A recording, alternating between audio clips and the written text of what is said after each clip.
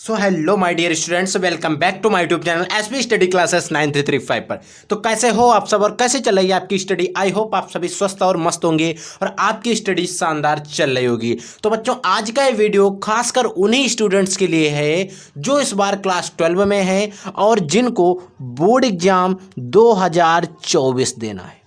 अगर आपको भी बोर्ड एग्जाम 2024 देना है तो ये वीडियो आपको शुरू से लेकर अंत तक अवश्य ही देख लेना है, क्योंकि बच्चों इस वीडियो के अंदर हम क्लास 12 हिंदी की संपूर्ण तैयारी के बारे में डिस्कस करेंगे। हिंदी की आपको संपूर्ण तैयारी, हिंदी की जो हमारी तैयारी है उसको पूर्ण रूप से कैसे करेंगे, इन सारी चीज़ों के बारे में डिस्कस करेंगे। और हमारा टारगेट रहेगा कि आपको बोर्ड एग्जाम 2024 में बिल्कुल 100 नंबर का जो पेपर आएगा वो पूरे नंबर हमको मिले, ऐसी तैयारी हम करेंगे। और हमारा टारगेट है इस बार कि सीधा आपको 99.9% के पार पहुंचाने का। आपको 99% की जब हम मेहनत कराएंगे तब आप 90% और 95% आप नंबर लाएंगे। तो बच्चों, उन सारी चीज़ों की तैयारी करवाएंगे, जैसे कि आपको बताएंगे कि हमारे कौन क्वेश्चंस किस टाइप से पूछे जाते हैं, कैसे क्वेश्चंस को हमें लिखना होता है। इन सारी चीज़ों को इस वीडियो में हम डिस्कस करेंगे। हिंदी की संपूर्ण तैयारी के बारे में हम बात करेंगे। तो आइए बच्चों, हम एक एक क्वेश्चन को अच्छे तरीके से डिस्कस करते हैं। तो जैसे कि बच्चों हमारे पास ये है हिंदी का पेपर। अगर हम हिंदी के पेपर की बात करते हैं तो सबसे पहले खंड का आता है। इसमें सबसे पहले क्वेश्चन नंबर फर्स्ट होता है, उसमें 5 बहुविकल्पी प्रश्न दिए होते हैं जो हमारे होते हैं गद्य खंड के, ठीक है। फिर हमें दिए होते हैं 5 बहुविकल्पी प्रश्न जो हमारे होते हैं क्वेश्चन नंबर 2 में पद्य खंड के। तो इनके पहले हम 5 बहुविकल्पी प्रश्न देख लेते हैं, फिर आगे बात करते हैं।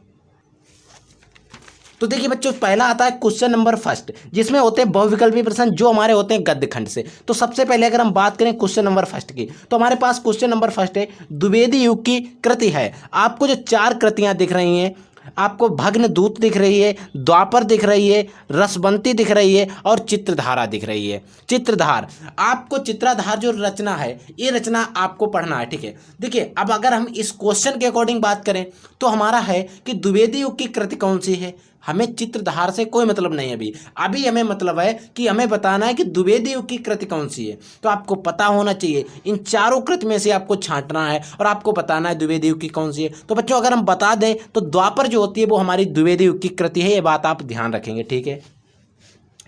नेक्स्ट क्वेश्चन नंबर 2 है कि गोरा बादल की कथा के लेखक कौन है। यानी कि जो गोरा बादल की कथा लिखी है वो किसने लिखी है, वो हमारे जयशंकर प्रसाद ने लिखी है या फिर नाहूस। देखिए, अब यहाँ पर आपको देखिए, नाहूस क्या एक नाटक है, लेकिन ऐसे ही सेम विकल्प हमारे पेपर में दिए थे तो हमने उन्हीं विकल्प को उठाया है। आपको एक जटमल दिए हैं और कवि गंग दिए हैं। आपको बताना है कि गोरा बादल की कथा किसने लिखी थी। तो आपको पता होना चाहिए बच्चों, जो गोरा बादल की कथा लिखी थी वो जटमल ने लिखी थी, याद रखेंगे, ठीक है। नेक्स्ट देखिए, नेक्स्ट है हिंदी का प्रथम नाटक कौन सा है। सती प्रताप है, अजात शत्रु है, स्कंदगुप्त है या नहुस है। देखिए, यहाँ पर लेखक कथा के कवि हैं। अब यहाँ पर भी नहुस था और यहाँ पर भी नहुस है, लेकिन नहुस क्या है, मैंने पहले आपको बताया क्या है, एक नाटक है, ठीक है। हिंदी का प्रथम नाटक कौन सा है, हिंदी का प्रथम जो नाटक है वो कौन सा है, तो आपको पता होना चाहिए हिंदी का जो प्रथम नाटक है वो बच्चों नहुस ही है, याद रखेंगे। नेक्स्ट क्वेश्चन देखिए कि माधव विलास के लेखक कौन है। बिल्लठ नाथ हैं, नाभादास हैं, लल्लू लाल हैं या गोकुल नाथ हैं। तो आपको पता होना चाहिए जो माधव विलास रचना है वो हमारे लल्लू लाल जी ने लिखी थी, ठीक है, याद रखेंगे। नेक्स्ट देखिए, नेक्स्ट है बच्चों, तार सप्ताह के संपादक कौन थे।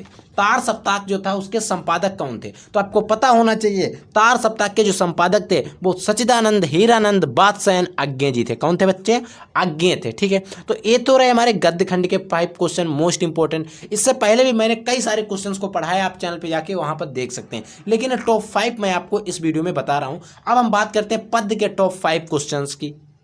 तो देखिए बच्चों, फिर आता हमारा क्वेश्चन नंबर 2, जिसमें होते हैं पद्य खंड। जैसा कि अगर हम पेपर में बात करें तो ये जो हमारा क्वेश्चन नंबर 2 दिया गया है ये पद्य खंड के क्वेश्चन दिए गए। इसी प्रकार से 5 क्वेश्चन आपको पेपर में भी मिलेंगे। तो देखिए, इसमें पहला क्वेश्चन कह रहा है कि बिहारी सस्सई जो है उसमें दोहे हैं, उनकी संख्या कितनी है। तो आपको पता होना चाहिए बिहारी सस्सई में दोहा कितने हैं, क्या 702 हैं या फिर 719 हैं या फिर 224 हैं या आपको 713। तो ये एक चीज़ आपको पता होनी चाहिए, क्योंकि एग्जामिनर भी उसी से अकॉर्डिंग विकल्प देता है जो सही होता है। तो ये वाला तो बिल्कुल गलत होगा, ठीक है, ठीक है। तो आपको क्या करना है, इसमें सही लगाना है। बिहारी सतसई में दोहों की संख्या कितनी होती है वो याद रखेंगे, कितनी, 713 होती है, ठीक है।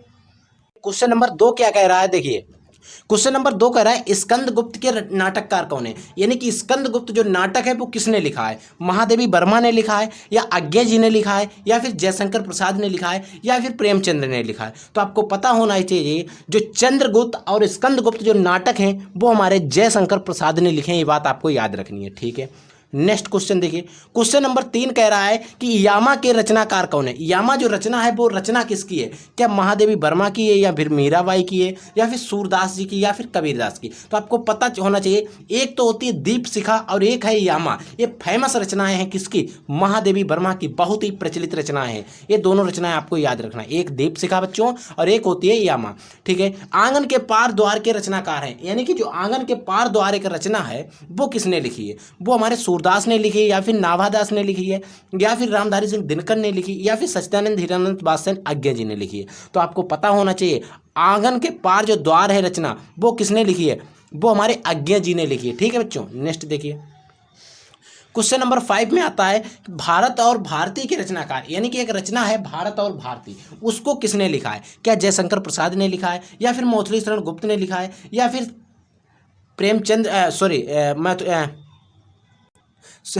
सुमित्रानंदन पंत होता नाम, सुमित्रानंदन पंत ने लिखा है, या फिर अरिहौद जी ने लिखा है। तो आपको पता होना चाहिए जो भारत और भारती रचना है वो हमारे मोथली शरण जो गुप्त हैं उन्होंने लिखी थी, ठीक है। आपको याद रखना है सभी टॉप 5 जो हमारी एक क्वेश्चंस हैं, और जो हमारी टॉप 5 जो रचनाएं हैं इनको आपको याद रखना है, क्योंकि ये बोर्ड एग्जाम में कई बार आ चुकी हैं। मैंने जो रचनाएं ली हैं वो हमारे प्रीवियस ईयर, अगर हम पेपर की बात करें, अगर आप पेपर उठा के देखेंगे 1-2 साल के, तो उनमें ये सारी रचनाएं मिलेंगी, ठीक है बच्चों। तो अगर हम बात करें सुमित्रानंदन पंत की, तो इनका जीवन परिचय भी हमारे लिए बहुत इंपॉर्टेंट है इस बार बोर्ड एग्जाम 2024 के लिए, ठीक है बच्चों। नेक्स्ट देखिए क्वेश्चन नंबर 3 क्या है, देखिए बच्चों क्वेश्चन नंबर 3 में आते हैं गद्यांश, यानी कि हमको कोई 2 गद्यांश दिए। देखिए एक गद्यांश ऊपर दिया गया, इससे रिलेटेड हमसे क्वेश्चन पूछे गए हैं। इसी प्रकार से आपको पेपर में क्या होगा, 2 गद्यांश दिए होंगे। देखिए ये दिया गया, अशोक का वृक्ष जितना ही मनोहर हो उतना ही रहस्यमय हो, ठीक है।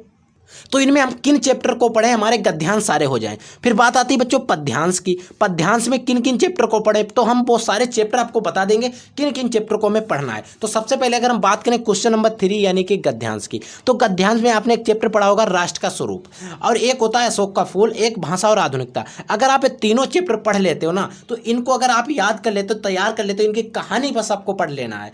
यानी कि जो राष्ट्र का स्वरूप है इसमें क्या बात करें, अशोक का फूल है उसमें क्या होता है, और भाषा और आधुनिकता है इसमें क्या है। तो बच्चों आप इन सारे, अगर जैसे कि आप इनके स्टेंजा को देखेंगे आप पहचान लेंगे। लेकिन अगर हम बात करें राष्ट्र का स्वरूप, जो लिखा है वासुदेव शरण अग्रवाल ने, अशोक के फूल जो है वो हजारी प्रसाद द्विवेदी ने लिखे हैं, भाषा और आधुनिकता जो है वो प्रोफेसर जी सुंदर रेड्डी की है, ठीक है। अगर हम बात करें इन सभी में आपको क्या होना चाहिए, अगर अशोक के फूल का कोई भी स्टेंजा मिलता है तो उसमें अशोक या फूल की या वृक्ष की बात जरूर की गई होगी। भाषा है, इसमें भाषा या संस्कृत की बात की गई होगी। इसमें राष्ट्र मिलेगा या स्वरूप मिलेगा। आप इन सभी जो भी कैरेक्टर हैं, वर्ड हैं, इनको याद रखिए, और जिस स्टेंजा में आपको ये फंस जाए समझो वो उसी चैप्टर से। जैसे अगर हम पेपर की बात करें, हमारे पास एक स्टेंजा है ये वाला, अशोक का वृक्ष जितना मनोहर, हमें अशोक का वृक्ष यहाँ पर मिल रहा है और हमें इन 2 में से कोई एक ही करना है। तो अशोक का वृक्ष मतलब अशोक वाले चैप्टर से लिया गया, अशोक के फूल जो चैप्टर है उससे लिया गया, ठीक है। इसी प्रकार से अगर हम पहले की बात करें जो हमारे पेपर में दिया गया, इसमें राष्ट्र भवन का तैयार किया जाता है। देखिए इसमें हमें एक राष्ट्र शब्द मिल रहा है, लेकिन राष्ट्र किससे संबंधित है, राष्ट्र का स्वरूप से। बस आपको आंख मीच के लगा देना है, ठीक है। अब हमने एक गद्य की बात कर ली, अब हम बात कर लेते हैं पद्यांश की, ठीक है। पद्यांश में आपको 4 चैप्टर याद रखने, क्योंकि पद्यांश का सिलेबस थोड़ा ज़्यादा है। आपको पवन दूतिका पढ़ लेना है, आपको गीत पढ़ लेना है, अभिनव मनुष्य और हिरोशिमा। जो पवन दूतिका है वो अरिहौद जी ने लिखी है, गीत लिखा है महादेवी वर्मा ने, ठीक है, और अभिनव मनुष्य जो है वो रामधारी सिंह दिनकर ने लिखा है, और हिरोशिमा जो है वो आज्ञा जी ने लिखा है। आप इन चारों चैप्टर को तैयार कर लेंगे, बस आपको इन्हीं से पद्यांश फंस जाएगा, 100% गारंटी है, ठीक है बच्चों। अब पद्यांश के बाद अगर हम क्वेश्चन नंबर 4 की बात करें, फिर आता है क्वेश्चन नंबर 4 के बाद आता है क्वेश्चन नंबर 5। क्वेश्चन नंबर 5 में हमें दिए होते हैं कुछ जीवन परिचय। आपको गद्य और पद्य के जीवन परिचय दिए गए, आप किन जीवन परिचय को पढ़ना हम आपको बता देते हैं। अगर हम बात करें बच्चों गद्यांश और पद्यांश में जीवन परिचय की, तो आपको गद्यांश में 3 जीवन परिचय याद रखना है, प्रोफेसर जी सुंदर रेड्डी का, हजारी प्रसाद द्विवेदी का और वासुदेव शरण अग्रवाल। अगर आप 3 जीवन परिचय तैयार कर लेते हो तो इन्हीं से आपको फंस जाएगा। और अगर हम बात करें पद्यांश की, तो जयशंकर प्रसाद, सच्चिदानंद हीरानंद बासियन अज्ञे और मौथली शरण गुप्त। अगर इन्हीं के आप जीवन परिचय याद कर लेते हो तो इन्हीं से 100% फंस जाएगा, ये मेरी गारंटी है। ठीक है बच्चों, फिर हम बात करते हैं क्वेश्चन नंबर 6 की। क्वेश्चन नंबर 6 होता है बच्चों, इसमें हमसे कहानी पूछी जाती है। क्या होती है कहानी? ध्रुव यात्रा, पंचलाइट अथवा बहादुर, इसमें से पूछेंगे 8 नंबर 80 शब्द में लिखना है, 5 नंबर दिए जाएंगे। ठीक है, अगर हम बात करें तो हमें क्या करना है बच्चों, कहानी की अगर हम बात करें तो हमें कहानी सिर्फ 2 तैयार करनी है, एक ध्रुव यात्रा, एक पंचलाइट। जो ध्रुव यात्रा लिखी है वो जैनेन्द्र कुमार ने लिखी है, अगर हम पंचलाइट की बात करें तो वो लिखी है पार्श्वनाथ नाथ रेणु ने। ठीक है, आप बस इन 5 जो हमारी कहानी है इनको तैयार कर लेंगे। ठीक है, और आप जो कहानी लिखते हैं तब आपको पूरे 5 नंबर दिए जाएंगे। और आप अगर इन्हीं कहानी को अगर पढ़ लेते हो एक बार ना तो याद हो जाएंगे, इनमें कोई याद करने की बात नहीं होती। फिर बच्चों आता है खंड काव्य। देखिए बच्चों क्वेश्चन नंबर जो 7 होता है खंड काव्य, जिसमें आता है स्वपठित खंड काव्य के आधार पर किसी एक खंड का प्रश्न उत्तर। इनमें देखिए क्या होता है, तो क्या होता है हर राज्य और हर जिले में खंड काव्य अलग अलग होता है। तो अपने जिले के अनुसार बच्चों यहाँ पर खंड काव्य आप लिखेंगे, क्योंकि ये मैं नहीं बता सकता हूँ। ठीक है, आप किस जिले से, या फिर आप अपना जिले का कमेंट करेंगे तब हम बता देंगे आपको कौन से खंड काव्य पढ़ना है। फिर बच्चों आती है संस्कृत। संस्कृत में हमको क्या होते हैं, कुछ तो गद्यांश की तरह एक स्टेंजा दिया होता है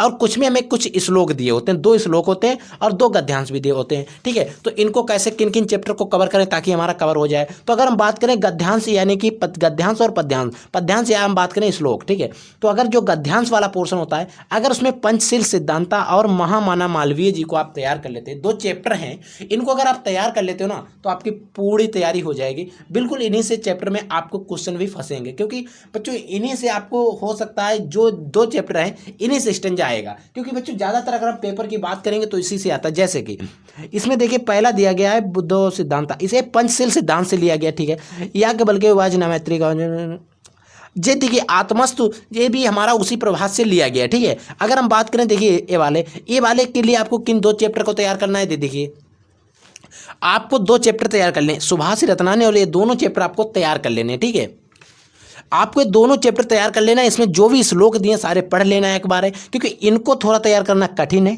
और इनको तैयार करना थोड़ा सरल है। क्योंकि इनको आप पढ़ लेंगे और इसकी हिंदी पढ़ लेंगे, कुछ भी दिया हो जहाँ से दिया हो वहाँ से हिंदी टिपना शुरू कर देंगे, आप हो जाएगा। मैं इनकी ट्रिक भी आपको प्रोवाइड करा दूंगा कैसे करना है। फिर बच्चों आती है व्याकरण की बात। अब देखिए जैसे हम क्वेश्चन नंबर 9 पर पहुँचते हैं, फिर हमारे पास आ जाती है व्याकरण। जैसे कि अगर एक क्वेश्चन नंबर 9 दिया गया, अब यहाँ से हमारी जो भी क्वेश्चन है उसमें सभी हमारी व्याकरण से संबंधित दिए गए। ठीक है, अब आपको व्याकरण कैसे करना है इन सारी चीज़ों के, क्योंकि बच्चों व्याकरण को थोड़ा समझाना पड़ेगा डीप में, हर एक चीज़ को अलग अलग समझाना पड़ेगा। तो व्याकरण को हम आपको नेक्स्ट वीडियो में समझाएंगे, जिसमें पूरी व्याकरण हम समाप्त कर देंगे, ताकि आपको व्याकरण का कोई भी टॉपिक मिस ना हो और एक एक टॉपिक समझ में आ जाए। ठीक है बच्चों, तो आप लोग हमारे साथ बने रहिए और हम आपकी तैयारी को एकदम बेहतर तरीके से कराने का प्रयास करेंगे। और आपको वीडियो सोल्यूशन, आपको अगर कोई भी डाउट रहता, कोई भी क्वेश्चन, कोई भी क्यूरी है, तो आप हमें कमेंट करेंगे और हमारी टीम और हम उसको सोल्यूशन वीडियो आपको प्रोवाइड करा देंगे, ताकि आपको कोई भी क्यूरी ना रहे, कोई भी डाउट ना रहे और आपकी तैयारी एकदम बेहतर ढंग से हो सके। ठीक है बच्चों, तो हम मिलते हैं किसी एक नेक्स्ट वीडियो में किसी एक नए धमाकेदार टॉपिक के साथ। तब तक के लिए जय हिंद, वंदे मातरम। पढ़ते रहिए, आगे बढ़ते रहिए।